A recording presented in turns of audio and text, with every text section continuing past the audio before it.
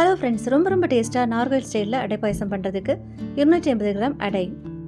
தண்ணியில் ஒரு வாட்டி லேசாக கழுகி எடுத்துக்கோங்க. பாத்திரத்தில் கொஞ்சம் நிறைய தண்ணி வச்சு தண்ணி கொதிச்சதுக்கு அப்புறமா அடையை சேர்த்துடலாம். நான் இன்னைக்கு பயன்படுத்தியிருக்குது மைதா அடை. வேகட்டும், பாகு ரெடி பண்ணிடலாம்.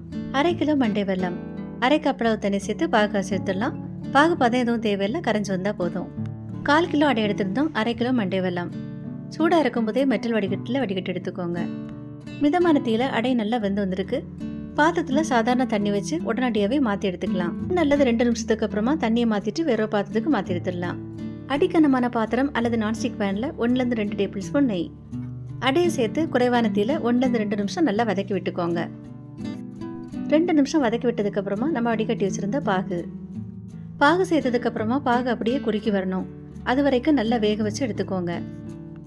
அப்பப்போ கலந்து விட்டுக்கோங்க. பாகு நல்லா குறுக்கி வந்திருக்கு. ஒரு மீடியம் சைஸ் தேங்காயில பால் எடுத்து வச்சிருந்தேன். 2ஆம் தேங்காய் பால்.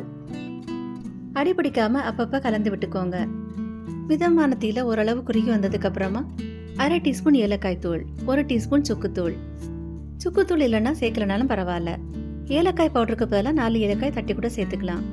இதுல 1ஆம் தேங்காய் பால் சேர்த்து 2-3 நிமிஷம் நல்லா கொதிச்சதுக்கு அப்புறமா தீ ஆஃப் பண்ணிடலாம். தாளிச்சிடலாம். 1 2 டேபிள் ஸ்பூன் நெய், கொஞ்சமா தேங்காய் கொத்து. பொன்னிறமானதும் தனியாக எடுத்து வச்சுக்கோங்க.